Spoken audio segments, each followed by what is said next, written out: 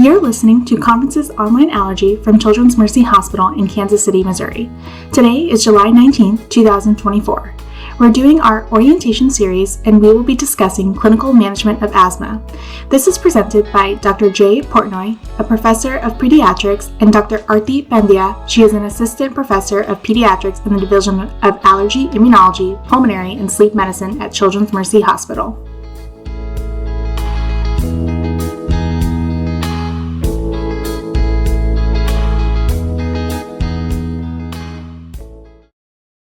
So welcome to our second session on Conferences Online in Allergy. We're starting our 2024-2025 academic year. This is part of our what we call our summer series, where we do a concentrated about 2.5 months of presentations.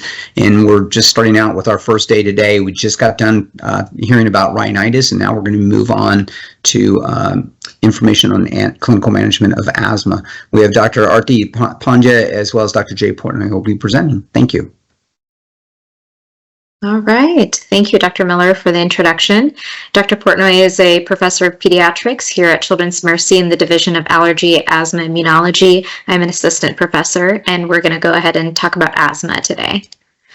Dr. Portnoy's disclosures are written here. I have none to disclose relevant to this topic.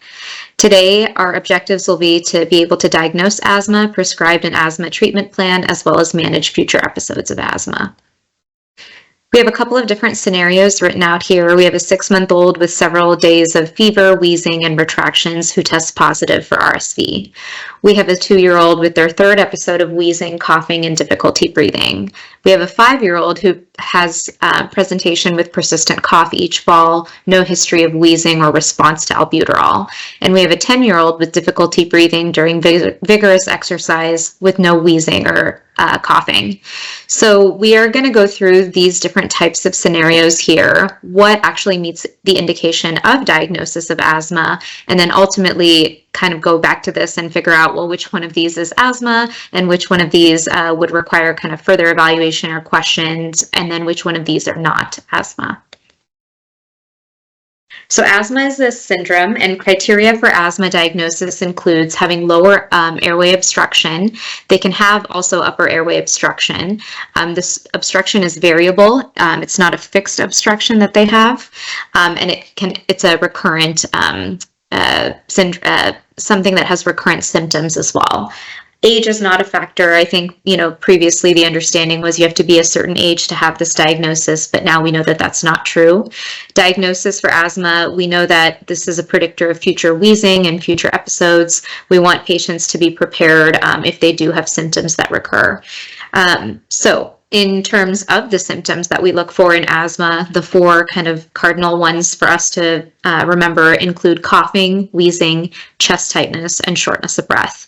Again, asthma is a reversible airway disease, so we see this either occur in episodes or respond to certain therapies in order to demonstrate reversibility.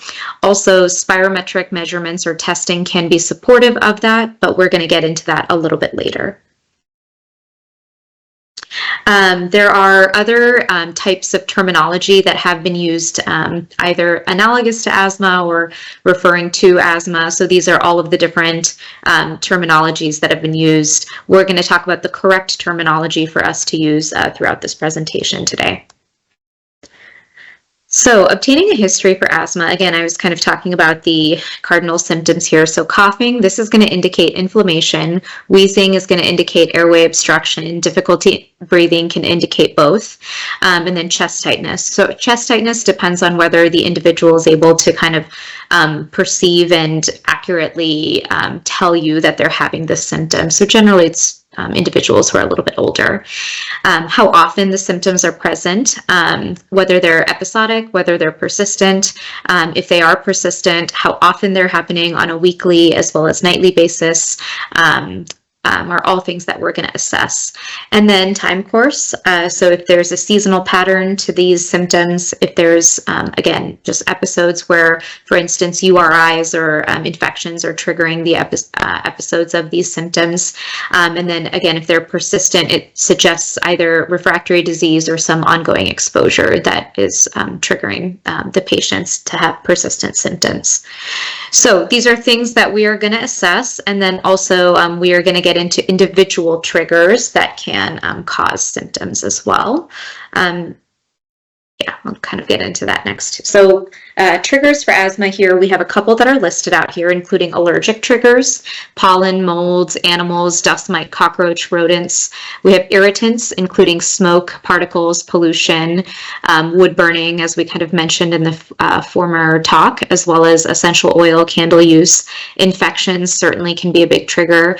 And then there's other confounding factors that we want to assess for, including uncontrolled acid reflux, sinusitis, individuals who have exercise-induced bronchospasm or exercise-induced asthma can develop symptoms with that as well. Dr. Portnoy, anything you wanted to add here?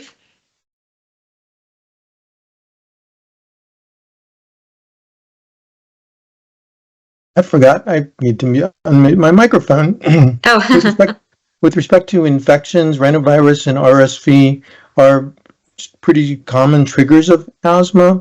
Pretty much everybody who gets RSV is going to have some wheezing, whether you have asthma or not.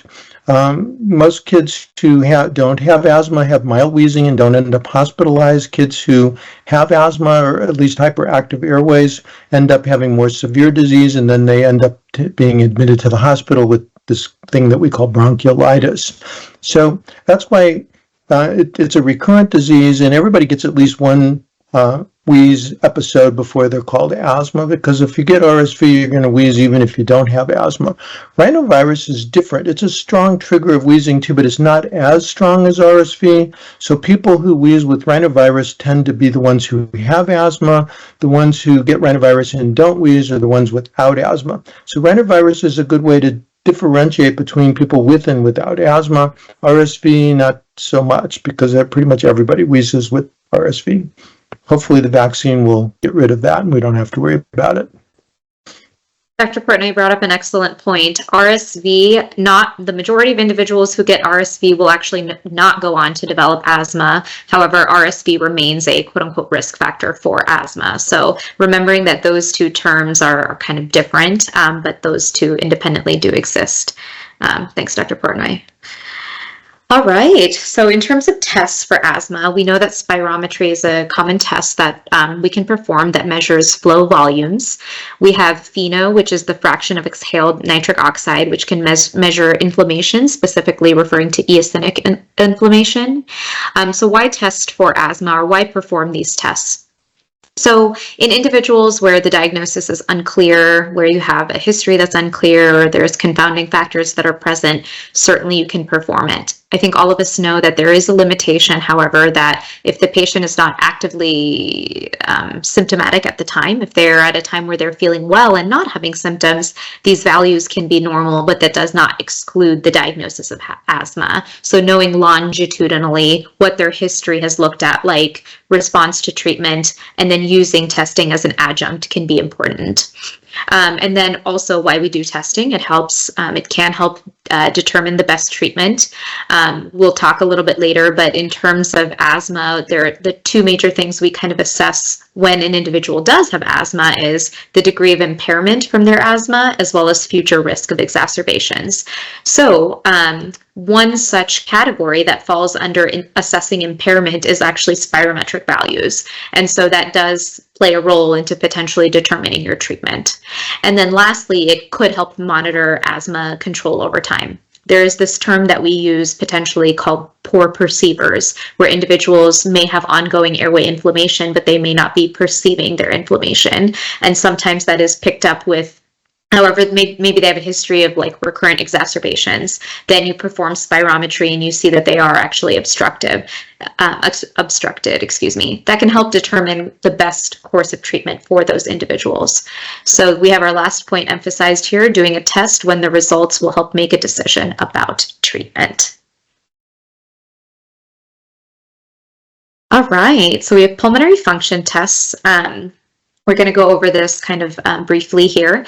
So we have a couple of things listed out here. Again, we're measuring flow and lung volumes when we're measuring spirometry, essentially. Let's go to the basics here first. So on the left-hand side, we have flow written here in liters per second and volume in liters over here. A couple of things that we're going to assess include the exhalation time that the patient actually is able to perform. We have down here, which is our inspiratory limb on the left-hand side, as well as the expiratory limb that's on our upper side.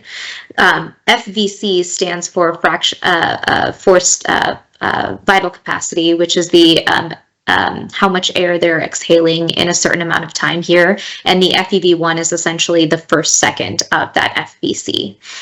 We have other values written out here, such as TLC or RV. Some of the values require full pulmonary function tests, but we can certainly get flow from our spirometry. And then we get your peak flow here from spirometry as well, although we also have separate peak flow meters that we can obtain that from as well. So in this particular image that we have kind of in gray what a normal flow curve would look like, and then we have a obstructed curve, which is what the blue outlines here on the expiratory limb at the top here.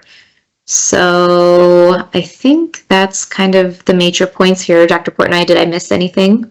Yeah, well, I'd just like to point out that I find the flow volume loop to be an easier one to interpret because there's a change in the shape of the curve. The flow volume loop, when your normal, goes up and then comes down pretty straight, whereas it's kind of scalloped out when you're obstructed, and it's easy to identify the change in the shape of the curve. Whereas the volume time curve, it's really just how flat or how steep the curve is, and I'm less good at estimating flatness or steepness, so I just find it easier to interpret the flow volume curve for that reason. Great. All right, so then we're talking about fraction of exhaled nitric oxide. For those of us who are starting out fellowship, when we actually perform this test, it's important to remember that spirometry and pheno are actually performed on two separate machines. Another thing for us to remember is that pheno has a lot of factors that can confound the values and then subsequent interpretation of the values. One such factor includes the timing of when this is performed in relevance to spirometry. We want to ideally perform this prior to actually performing spirometry because repeated spirometry can change the value of the pheno. But as we mentioned, this refers to eosinophilic inflammation. The values that are normal differ in adults and children, which are written out here. Here we have low, normal, intermediate, and high values written here.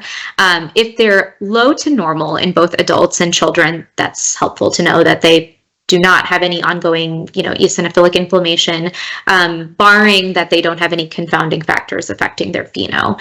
Again, if it's super high, then you also have valuable information knowing that they do have ongoing eosinophilic inflammation. But again, if that's present, make sure that confounding factors are assessed for, such as uncontrolled allergic rhinitis, etc.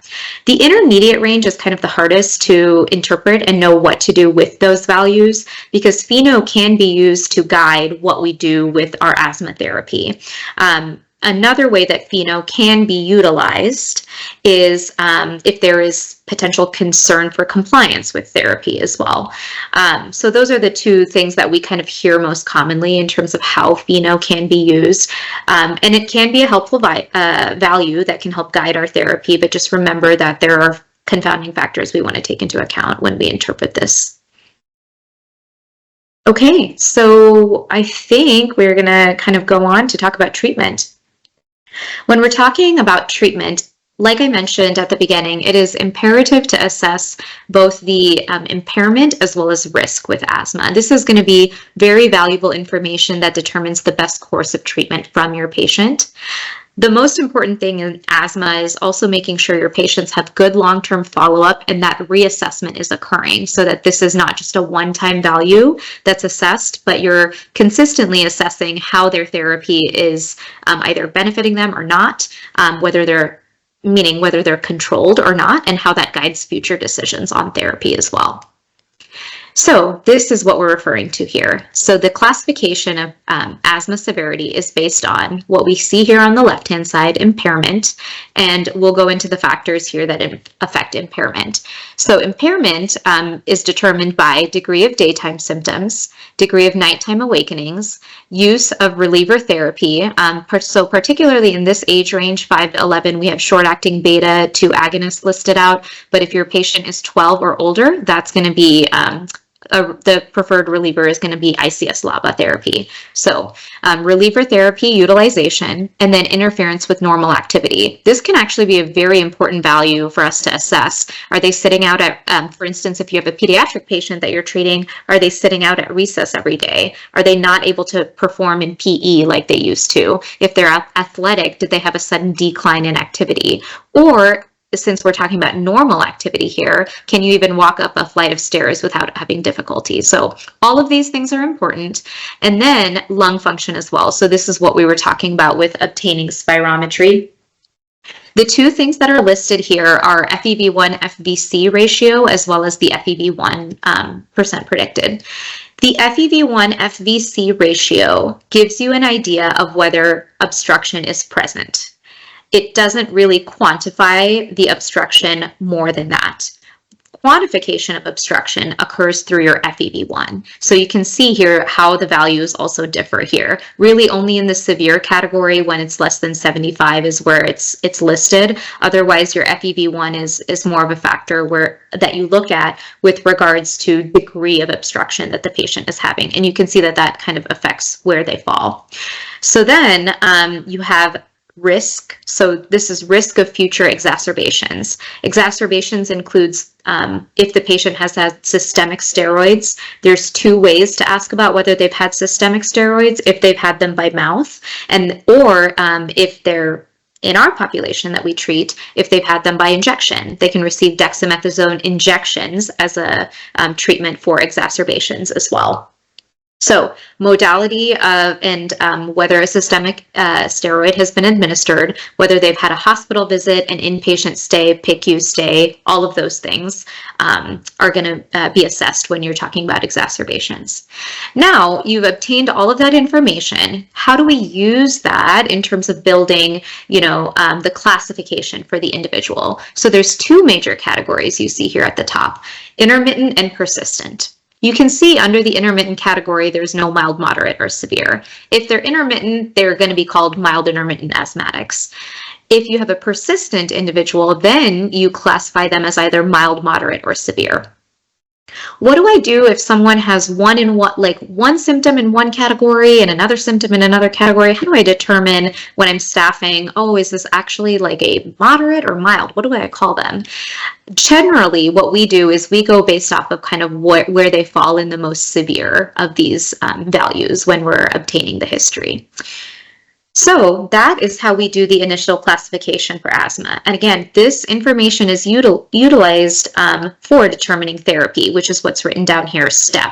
So then we determine where they fall best for their medications and what we need to do for them. Dr. Portnoy, anything I missed here? It's a pretty busy slide, and I have a hard time going through all of these different features, so I kind of use a heuristic, which is a rule of thumb. And basically, if the patient has asthma that happens in episodes, they get a cold and then they have an episode and then they're okay for a period of time, then they have intermittent asthma, and that's just its colds. Then if persistent, if they have mild persistent, that means that they're having it a few days a week, but not every day. So it's enough that something is driving it, but it's not something that they have every day. Daily symptoms, moderate persistent asthma, somebody who has symptoms every single day. Those people are a lot more, they're complaining about it, it's really affecting their life, and they need a lot more treatment in order to get it to be under control. People with severe, it's sometimes hard to tell whether the difference between severe and moderate because it happens every day. The question is it present all the time during the day or just certain times during the day? Most people aren't really aware of that. So I'm not sure that the difference between moderate and severe really makes that much difference because you're going to probably treat these people with a lot more aggressive treatment anyway. The bottom line is the purpose of the severity category is to initiate treatment. This is when a patient's not being treated, and you're going to start treatment, and you want to get an estimate of how much treatment to start them on. And the severity kind of gives you an idea of that. Remember, once they're on treatment, they're not going to have symptoms, and this asthma severity system doesn't really work because they're not symptomatic. They're on treatment. Then we talk about control, but you'll get to that next. Yes. So a lot of the things we use to determine impairment are also factors that you are going to then use to determine control long-term. So when you're initially assessing the patient, you make sure you're going through all of those questions if they're not already determined on some pre-written questionnaire, but determining daytime symptoms, nighttime awakenings, use of a reliever inhaler, interference with normal activity, and then obtaining spirometric measurements. You use that information, you get a correct classification, and then, and also one other point I forgot to make. The initial classification is made, and I think Dr. Portnoy was kind of alluding to this, when they're off of any therapy. So if you have a patient who's coming to you who's already on some controller therapy, it becomes much more difficult to classify them. So this classification is under the assumption that they're not on therapy. Then when we're talking about control, again, we're using those same factors, daytime symptoms, nighttime awakenings, etc. And then we're looking at exacerbations as well. So all of this information is used to determine whether they're controlled or not, and whether you need to make an adjustment for their therapy. This chart is going to differ based on the age of the patient. So there's a separate chart for 4 and younger. There's a separate chart for 12 and older. So all of those things are things we're going to take into account. The asthma control test is one such test that is utilized to determine asthma control. And you can see here that there's a separate one for individuals who are 4 to 11. If they're 4 or younger, or 0 to 4, I should say, there's actually a separate test that's analogous to the ACT called the TRACK score that essentially assesses the same measure, the same things. And then if they're 12 and older, you have this test that's written out here. And you can see that this is an assessment of the last 4 weeks. That's kind of what the questions are geared toward. And this last one here is, how would you rate your asthma control? So more of a subjective measurement. And so all of this is used to compute into a score. If you are less than 20, it's considered not controlled. And then if it's 20 or above, presumably they're considered controlled. One point that I want to make is that ACTs, while they are valuable, you don't want to use that value alone when you are determining what to do with the patient. You want to make sure your independent history is taken, confirmed, and you have the correct assessment, and you use this as an adjunct. So, all right, now my favorite part of talking about asthma, we're going to talk about treatment in general. There is a lot of things we're going to discuss under treatment. So starting off, we're going to talk about quick reliever inhalers. The major quick reliever inhalers that we have listed here include albuterol. Albuterol is probably the most widely prescribed. It has an onset in about 5 minutes of use and a duration of about 4 hours. There's a couple of different modalities that we can give an albuterol inhaler. It can be a breath-actuated inhaler. It can be a metered dose inhaler. And so, yeah, those are, and then it can also be available in a nebulized version as well. So that's albuterol. Then we have formoterol. Formoterol is an inhaler or a quick reliever that also has long-acting properties. So the onset is within 5 minutes of use and the duration is 8 hours. Currently in the United States, formoterol is only available as a metered dose inhaler, so it's not available as a breath-actuated device. And then ipratropium can be used as an adjunct with regards to quick reliever therapy. However, when we talk about the preferred reliever therapy, up through 11 years of age, that's still listed as albuterol. And then we'll talk about 12 and older, what their quick reliever therapy should be. And so this term, quick reliever versus rescue has been utilized in the past. I think rescue can have some implications that can be a little bit scarier to the family and to the patient. Perhaps using the term quick reliever could be a little bit better for us. We know that this can be used in acute scenarios to treat symptoms of wheezing, chest tightness, difficulty breathing, coughing. They don't address the underlying inflammation, however, with coughing. So with that, we typically need something like a steroid to actually help with the inflammation, to help the coughing. And then regularly scheduled, so we're actually going to talk about this in the yellow zone section because people have utilized this in the past as scheduled for both green zone and yellow zone. We know that that is not an effective measurement for, not an effective modality or way to use this medication. It can lead to tachyphylaxis, and there are better ways to optimize the patient's management if they are needing something on a daily basis. So we generally do not recommend scheduled albuterol, especially in the green zone, and I will talk about the data on what that looks like for yellow zone as well. Then we have long-acting beta agonists. So the three major ones that are prescribed in the United States include formoterol, salmeterol, and vilanterol. Formoterol is a quick-acting one. So again, the onset is within 5 minutes, and the duration of action is about 8 hours. Salmeterol is a slower-acting one. However, it has a duration of 12 hours, meaning if you are wanting someone to have round-the-clock therapy with salmeterol, it has to be dosed BID. So I mentioned that formoterol is only available as a metered dose inhaler. Salmeterol is available as a breath-actuated device as well as a metered dose inhaler. Lastly, we have vilanterol. This is a slow-acting LABA that has a duration of 24 hours. It's excellent for individuals where you have concerns about compliance with therapy and you need an inhaler that you just dose once a day.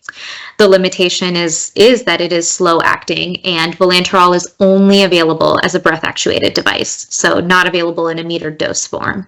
When I'm using this term metered dose versus breath-actuated, keep in mind which of those would utilize a spacer or not. The metered dose inhalers utilize a spacer, the breath-actuated devices do not. We do know that these last longer than SABAs. We do know that they are used in combinations with, used in combination with an ICS. Can we use LABAs alone? This was actually studied in a study called SMART and found to have increased fatalities with patients. And so we generally do not use LABAs in isolation. We use them in combination with inhaled corticosteroids. Formoterol is used in inhalers where we have a single medication that has both maintenance and reliever therapy. Salmeterol, neither salmeterol nor vilanterol have quick-acting properties, so that's just something to keep in mind. Whether or not you are prescribing one that has formoterol or salmeterol, you'll have your individual clinical reasons why you prescribe it. You could have insurance reasons why you, don't prescribe different ones, but just keep in mind the mechanisms of the inhalers so that you know what to tell your patients in terms of what works as a reliever and what does not work as a reliever. Other medications that are available include leukotriene modifiers. So the two major categories for this include leukotriene receptor antagonists as well as 5-LO inhibitors. Leukotriene receptor antagonists include montelukast and zopirlukast. Montelukast is much more widely prescribed in the United States compared to zopirlukast. With zopirlukast, there are some long-term side effects, including liver dysfunction that are possible with this medication, so some lab monitoring may be needed with that. That's also true of Xyluten. In general, montelukast is a pretty inexpensive medication that's easy for most patients to obtain. These latter two, while Xyluten actually particularly could be potentially helpful, these are pretty expensive and most of the time not available for patients to get. So that's written out here as the last point. And they also could have side effects. Again, the leukotriene receptor antagonists have a black box warning of any and all behavioral side effects. So that's something not only to keep in mind, but to make sure your patient has awareness of if you are prescribing the medication or if they have been on this medication, that they are educated about that side effect. And then we have inhaled corticosteroids. These are the major ones that are available in inhalers in the United States. We have fluticasone, budesonide, mometasone, beclomethasone, and cyclosinide. So in terms of how these can be utilized, they are both available by themselves, and then some of these are available in combination with LABA therapy. So we have a separate slide between them. In terms of whether there's a true difference between the inhaled steroids, they're all pretty equivalent in terms of their effectiveness. What you do want to be aware of is if you're switching one patient from one inhaled steroid to the other, just make sure the dosing is equivalent because the numbers are going to look different between the inhaled steroids. So just make sure you're not underdosing or something like that if you're switching between one or the other. We do know that more frequent dosing could be effective. In terms of daily use, there are different strategies that can be utilized for this, including doing a higher amount once a day or doing a moderate or lower amount multiple times a day. So that all is going to be dependent on the individual scenarios for your patients, but just know that there are multiple ways to dose inhaled corticosteroids when you're managing these patients. All right, combination inhalers. So a couple that are listed here include fluticasone salmeterol, budesonide formoterol, mometasone formoterol, and then fluticasone vilanterol. Modalities. So fluticasone salmeterol is available as a metered dose inhaler as well as a breath actuated inhaler. There's actually a version of this inhaler that can connect to smartphones and track like the way you're taking the inhaler and whether you took the inhaler or not. So some new cool things with regards to technology and inhalers that we have. Budesonide formoterol and mometasone formoterol are only available as metered dose inhalers. Again, you'll have to utilize a spacer when we use these. Both of these are options for SMART therapy if you are utilizing the medications for SMART therapy. And then lastly, we have fluticasone vilanterol. Again, the benefit of this last one is that it only requires dosing once a day, which is especially helpful in your patients who are non-compliant, but who have very refractory symptoms where they do need something every day. However, the limitation is that, they can only dose it once a day. So you're going to have to prescribe them something separate to have as reliever therapy. And that can also be difficult for patients because they're carrying more than one device. Again, ICS with formoterol can be used as SMART, and we do prescribe in general combination inhalers when we get to the higher steps in asthma management. Yeah, I would mention that there is a new combination inhaler that has albuterol and fluticasone. Yes. I can't remember what its brand name is, but it works pretty much the same as fluticasone formoterol would work if there was such a thing.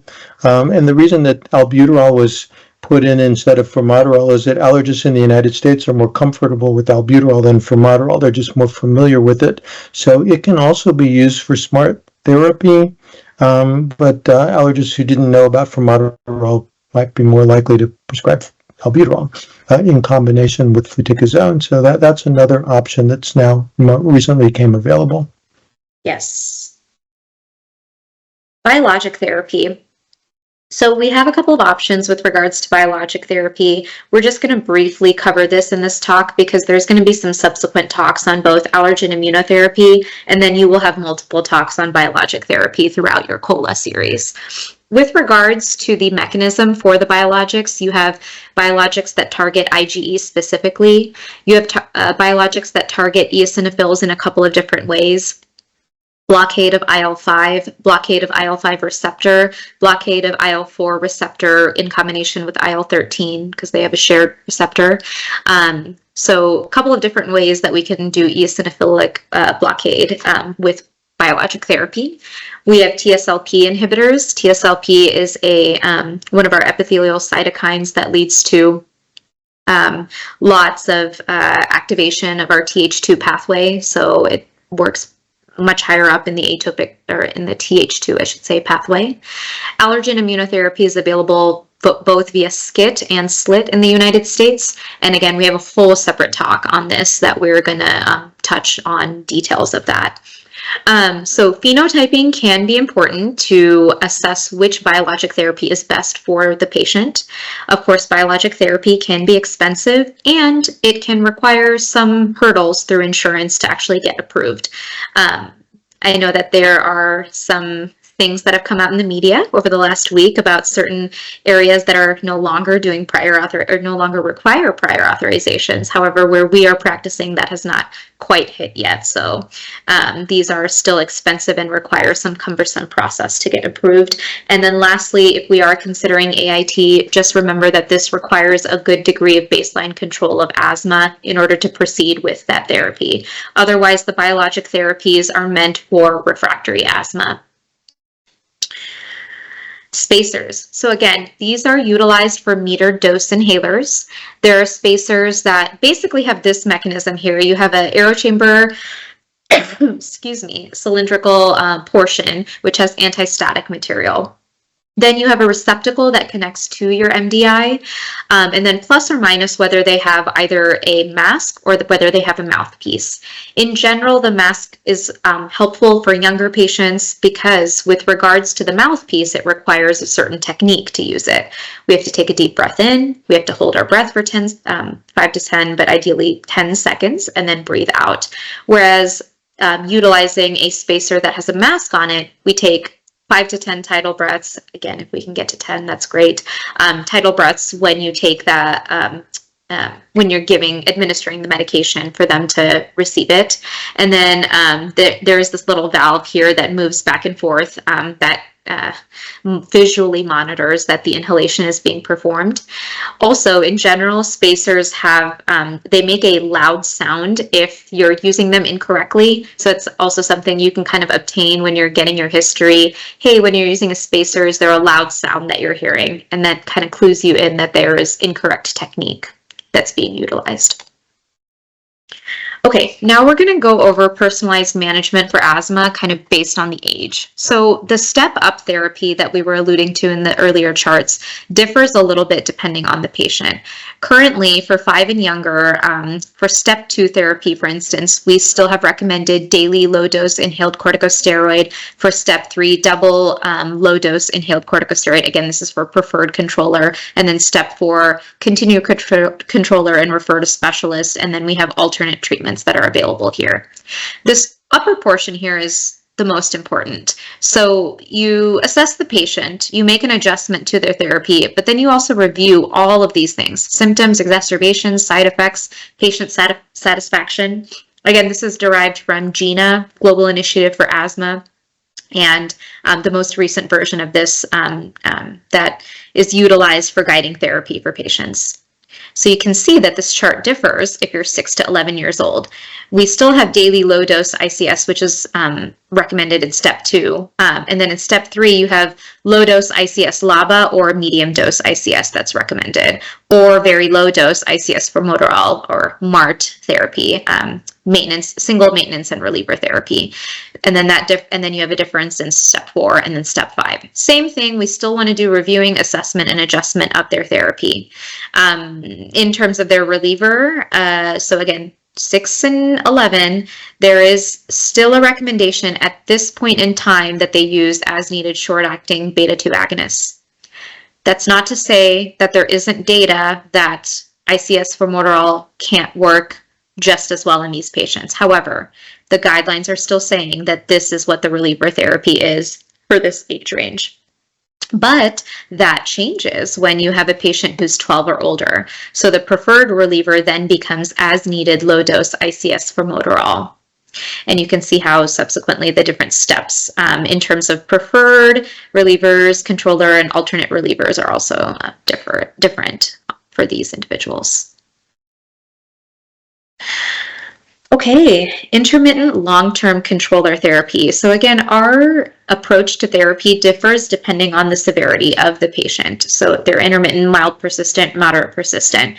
We kind of went through how that also differs with age in those last couple of charts. So all of those things are going to be taken into consideration when you're managing the patient.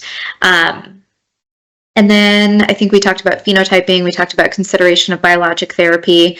Dr. Portnoy, is there any other points you wanted to add on before I went to the next slide? No, not really. I tend to be a little bit more aggressive with smart therapy than most allergists do. I just find that patients really like it and it works really well. So I'm more likely to prescribe it for younger children. But this is what the guidelines recommend. They tend to be conservative and they're usually a little bit slower to make changes. All right, and then attitudes towards asthma management. I think this is a study that Dr. Portnoy had incorporated into here, and so talks about kind of agreeing with some of these statements versus agreeing somewhat versus agreeing strongly, with wanting to take medications to provide relief, using medications when necessary, confident knowing asthma to intervene early. So you can see how these kind of percentages differ based on some of these questions that are being asked here. Dr. Portnoy, is there anything you wanted to emphasize from here? Yeah, I would just emphasize that people want to take medicine when they feel like they need it. They don't want to take it all the time. So anytime we can give them a treatment plan that involves as needed treatment rather than scheduled treatment, the patients are going to be happier and as a result more likely to be adherent. They want to be able to be in control. They want to be able to take charge of their own treatment. So it's helpful to tell them how to do that, because then they have a sense of control. The problem with asthma is you lose control. You don't have control of your disease. You don't have control of your child's disease. If we give the parents control back over asthma, they're a lot happier and they're usually more satisfied with the care. Adherence to treatment. Anyone who has worked with us, and me specifically, knows that this is very important to assess at every visit. There can be variable levels of compliance, and this has been documented not only in this study, but in numerous studies, in terms of, using adherence to treatment when they're well, adherence to treatment when they're worsening. But just in general, when we're talking about adherence to treatment, I think this is particularly referring to adherence during times of symptoms versus not. There are some variables that we do want to kind of assess with regards to this that are outside of just the symptomatic control, meaning do they have access to the pharmacy? Do they have access to a vehicle that can get to a pharmacy to pick up their medications? So lots of like psychosocial factors, financial factors that you want to take into consideration to make sure that none of those are barriers to asthma management. And then, I think Dr. Portnoy kind of emphasized how using treatments at times that patients are actively symptomatic and kind of how their feelings are, as opposed to just using them when they're feeling well. Patients want to take their treatment when they need it, when they're sick. When they're well, they tend not to want to take their treatment. This is what they do, whether we tell them to do it or not. So we might want to listen to what they're saying. Now we are going to move on to yellow zone therapy. So what is the purpose of yellow zone therapy? The purpose of yellow zone therapy is to progress to red zone therapy. We've kind of talked about yellow zone, green zone, red zone with the assumption that we know what those zones refer to. I'm just going to briefly go over that just in case anyone is not familiar with these terms. So these zones that we're giving, the colors associated with refer to what's on an asthma action plan. And they're there to mimic what a traffic light looks like. So a traffic light, green, means go or continue whatever management we're supposed to do on a daily basis. Yellow zone means that we need to take a pause because there's some escalated symptoms going on, and we need to do something additional for short term to kind of regain control and go back into the green zone. Red zone, again, talking about the analogy of the traffic light, it refers to something more imminent is going on and something needs to be escalated in a more kind of efficient manner quicker in order to try and regain control of asthma. So that's what the zones are referring to. So up through now, we've largely referred to what green zone is, meaning what we do for controller therapy on a daily basis. Now we're going to talk about, well, what happens when there's a loss of asthma control and what can we do in a short term to try to help regain that control, and what's the data behind that, of course. And I guess my purpose for showing that first statement there about having daily symptoms and never being hospitalized. I have asthma myself, and taking an inhaler is an incredible burden on my quality of life. It sounds so simple, just use your inhaler. It's not that simple. It's a real pain in the neck.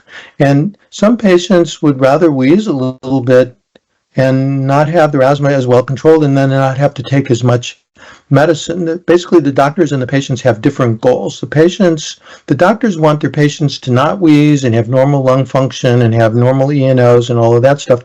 The patients want to feel good, and they don't want to be hassled by all the medicine that we're telling them to take. Yes, they want to feel good, but they'd rather experience a little bit of less feeling good in order to not have to take so much medicine. And we have to listen to them. That's part of the reason why they're non-compliant and why they may not even be honest with us about how much medicine they take. And so we have to come to an agreement. That's where adherence come in, where we have shared decision making and we have a shared set of goals. And our goals might not agree with what the patient's goals are. We have to come to a consensus about that. And that's the whole point of this slide.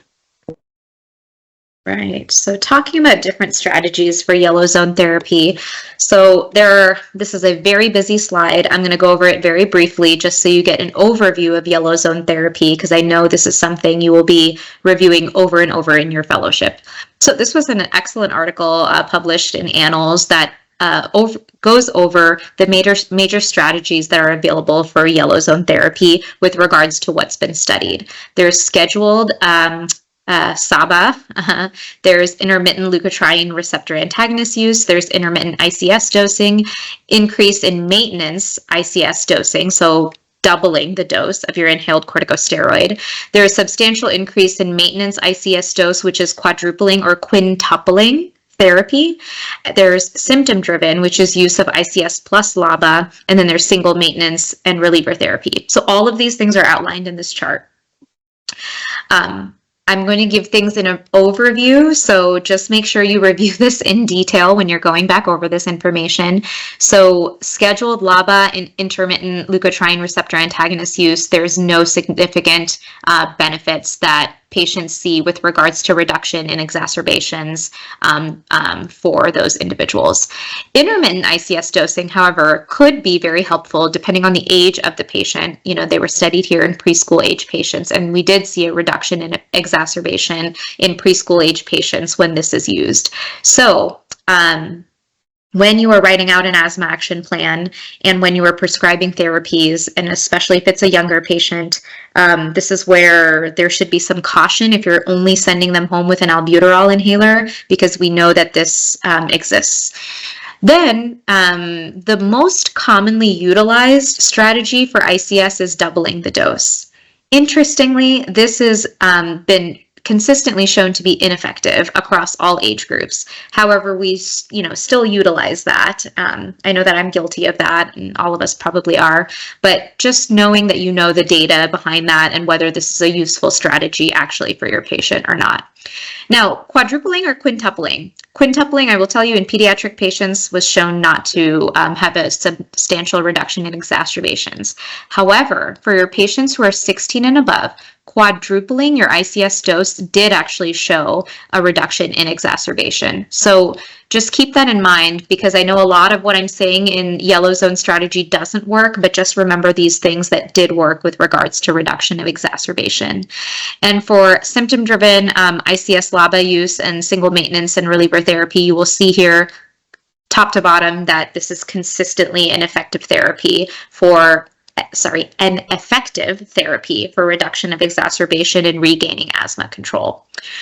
So again, I know it's a busy slide. I know there's a lot of information, but this can be really useful for you to help guide decisions on what you actually do for the yellow zone. Oh, sorry. Okay. So I think we kind of talked about this already. Scheduled albuterol, not studied, not useful, not a good strategy to implement. Quadrupling the dose of ICS, we know that this is a useful strategy for individuals only who are 16 and above, not younger than that. We know that the quintupling, even the up to quintupling, did not work for your pediatric patients. Potentially, there could be some benefit in increased frequency of ICS therapy. And then the dynamic dosings or step-up therapy, which is ICS along with SABA and then ICS LABA smart therapy, that has been, like I said, consistently shown to be beneficial. Dr. Portnoy, I have mentioned this a few times. Do you want to go over this point again with scheduled versus intermittent albuterol? Yeah, there are some slides here that just show the data behind some of the recommendations. I don't know that we need to go into any detail on those. Just know that the slides are here. This was basically a meta-analysis comparing scheduled versus intermittent albuterol. When I first developed this presentation, scheduled albuterol was still a really popular, common thing to do, and I was spending a lot of time trying to explain to residents and fellows and providers why they shouldn't prescribe scheduled albuterol, and yet it continued to happen. So this meta-analysis kind of put to rest that question. It really doesn't help to schedule albuterol versus just use it as needed. Very good. And this tells you, this is the INSPIRE study. I thought it was interesting. It tells you what patients actually do when they get an episode. And what happens is when they get an episode right at the very beginning, they tend to use their beta agonist, but they don't increase their inhaled steroid. And so as a result, they don't increase their inhaled steroid until they reach the peak of the symptoms, and then their symptoms end up being a lot higher because they've delayed controlling the inflammation. They're just using their beta agonist. Where on the bottom, it shows that the patients just don't use their anti-inflammatory medicine. They wait until they're really sick.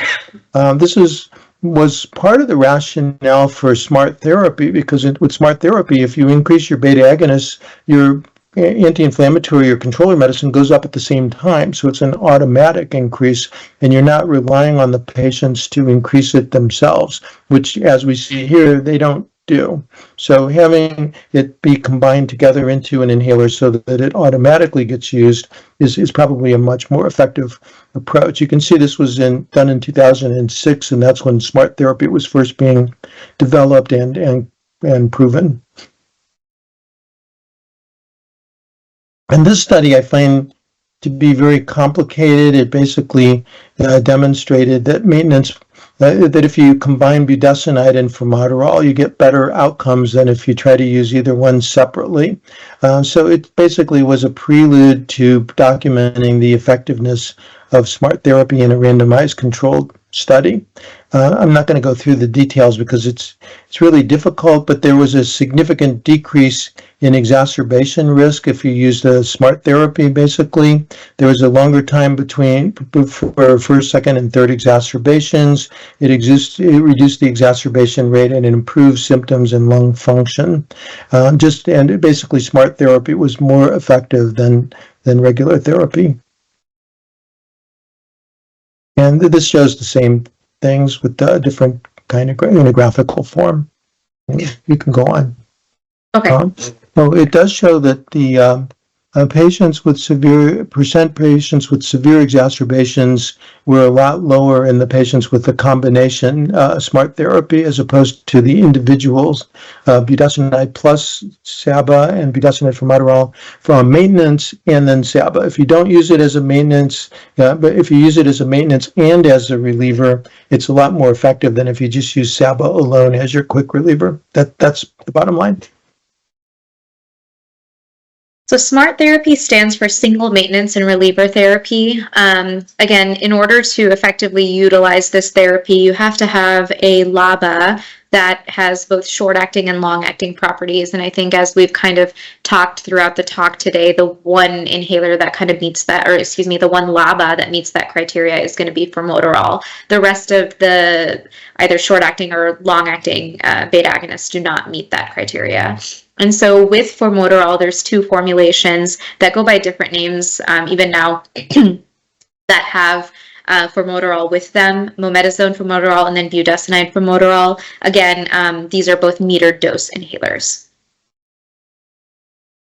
So, talking about SMART or MART, both of these terms, by the way, are interchangeable. They're used like either as single maintenance reliever therapy or maintenance and reliever therapy. So you'll see that depending on what study you're kind of reading. So it's a combination inhaled steroid and formoterol for both maintenance and quick relief. It titrates additional ICS together with additional formoterol against breakthrough symptoms, kind of like what Dr. Portnoy was talking about, when symptoms prompt reliever use, which significantly reduces the risk of exacerbations.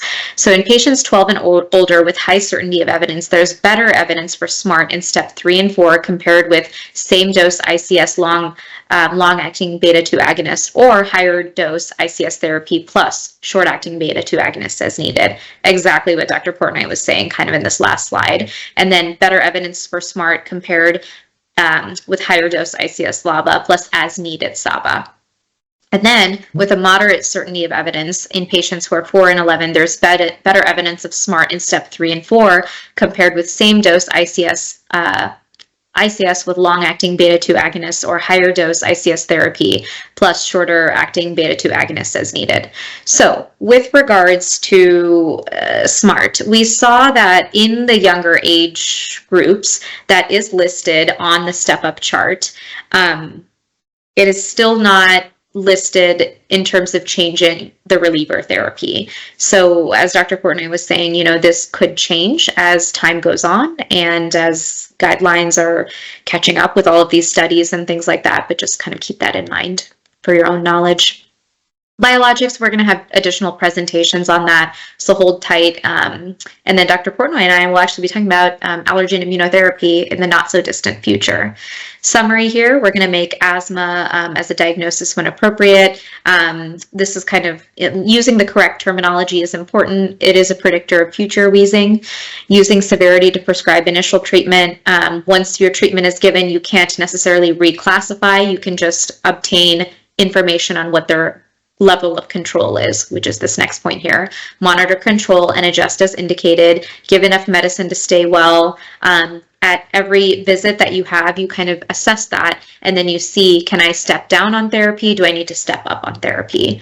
Providing an asthma action plan so patients know what to do with acute loss of control can be really helpful. Having a written plan can be really helpful. It helps patients gain a sense of control. And that's it.